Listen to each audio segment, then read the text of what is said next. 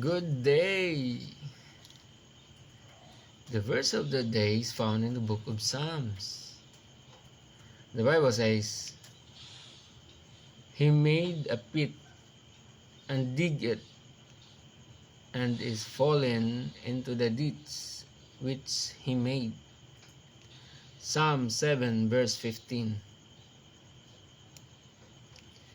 This verse vividly illustrates the principle of poetic justice, where individuals who plot harm for others ultimately fall victim to their own schemes. In biblical times, digging a pit was a common method of setting traps, symbolizing deliberate malice.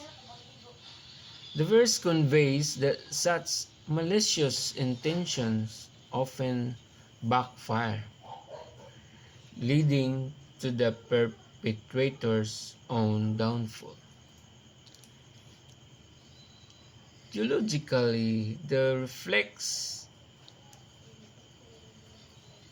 biblical principle of reaping what one sows, emphasizing that evil action lead to self-destruction. It serves as a reminder of God's justice and the moral order He has established, where deceit and malice ultimately result in consequences for the wrongdoer. This verse also encourages believers to live with integrity and righteousness, trusting that God will vindicate them and hold wrongdoers accountable.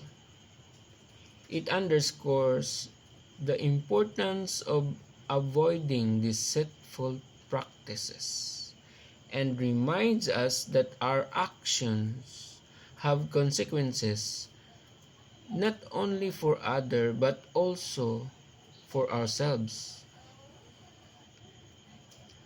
Psalm 7 verse 15 serves as a powerful reminder of the self-destructive nature of evil and the certainty of divine justice.